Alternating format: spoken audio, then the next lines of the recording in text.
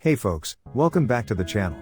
Today, we're diving deep into a hot button issue that's got major implications for global economics: how Europe's aggressive green policies, spearheaded by the European Green Deal, are straight up crippling productivity across the continent. Launched back in 2019, this ambitious plan aimed to make Europe the world's first climate-neutral continent by 2050, slashing emissions and pushing renewables hard. But fast forward to 2025, and the reality is hitting like a ton of bricks: sky-high energy costs, factory shutdowns, and a sputtering economy that's leaving Europe in the dust compared to powerhouses like the US and China. We're talking real numbers here, not just hype. Let's break it down step by step, because if you're watching from the States, this is a cautionary tale about what happens when good intentions collide with economic reality. First off, let's get the basics straight. The European Green Deal isn't just some feel-good initiative. It's a massive overhaul involving everything from carbon taxes to bans on fossil fuels in new cars by 2035. The goal?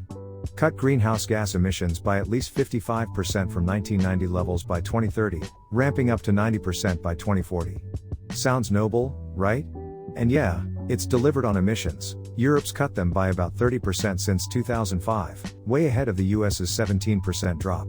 Renewables like wind and solar now make up a big chunk of the energy mix, especially in places like Spain with all that sunshine or the Nordics with hydropower. Proponents argue this positions Europe to dominate the trillion-dollar green tech market, where demand grew 7.3% annually from 2010 to 2022, double global GDP growth.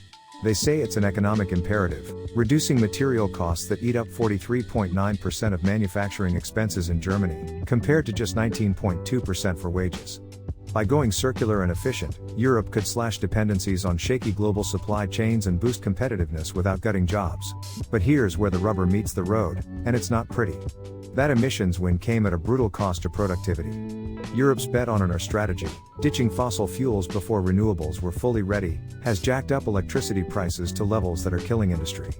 Take Germany. Households there pay the highest rates in the developed world at 42.5 cents per kilowatt hour. For businesses, the UK's industrial prices top the charts at 33.8 cents, while the EU average is double the US and 50% higher than China. Why? Renewables are intermittent. Sun doesn't always shine, wind doesn't always blow, so grids need backups, storage, and massive infrastructure upgrades.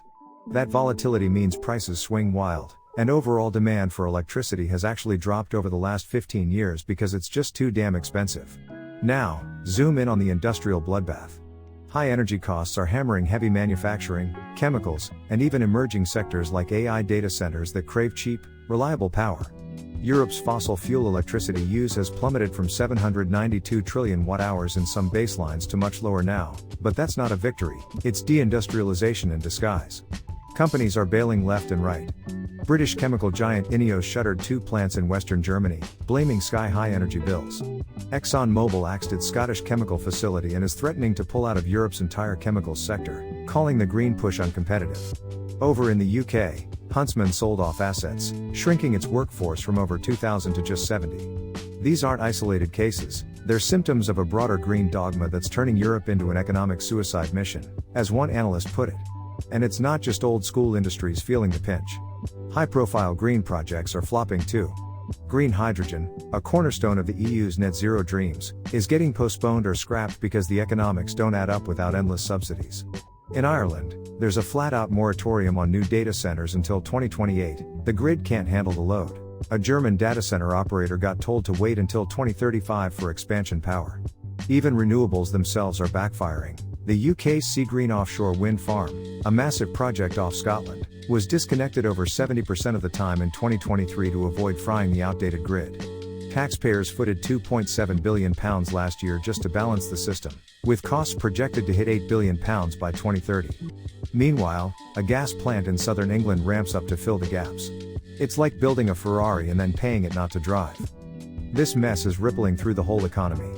Productivity in Europe is stagnating, with investors pulling back and growth forecasts slashed.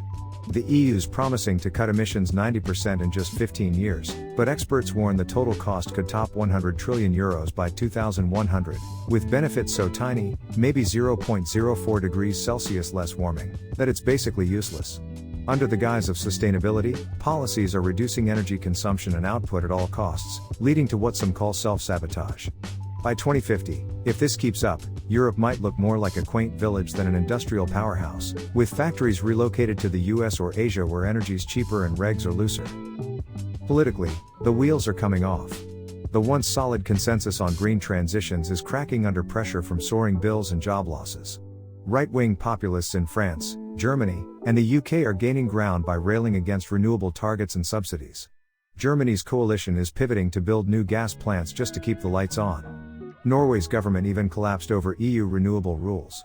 And surveys like the 2025 European Green Deal Barometer show experts betting the agenda will get narrowed or weakened with the upcoming Clean Industrial Deal, as the economic toll becomes undeniable.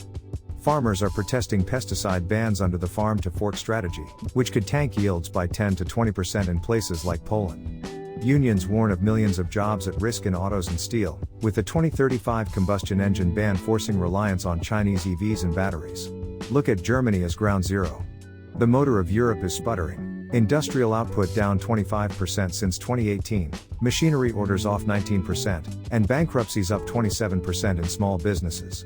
The ex-CEO of VW called it industrial euthanasia. Energy prices 2 to 5 times higher than the US or China are crippling households and firms alike.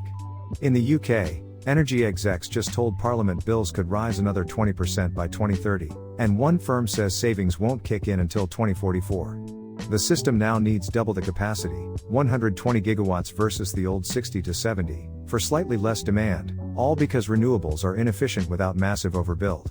For us in the States, this is a wake-up call. Europe's green dream turned into a blackout reality, with voters promised cheap power and jobs but getting premium prices and pink slips instead. While China and the US add renewables on top of fossil fuels, Europe tore down the old before the new was ready, still importing gas anyway. Sure, there's upsides, like cleaner air and potential long-term savings if infrastructure catches up, but right now, it's draining growth and hobbling competitiveness. As one post nailed it, the green rush slashed emissions but crippled the economy. So, what's the fix? Experts say dial back the bureaucracy, pump smart subsidies into R&D instead of mandates, and build alliances for balanced transitions. Pause the extremes like the 2035 car ban, ramp up nuclear, and ease regs to keep industry humming. Otherwise, Europe risks a full-blown greenlash that hands elections to skeptics. For American viewers, let's learn from this: climate action's crucial, but not at the expense of productivity. Balance is key, add green without killing the golden goose. That's the scoop. If this resonates, hit like, subscribe, and drop your thoughts in the comments. Is Europe doomed, or can they turn it around? Thanks for watching, stay informed, stay sharp.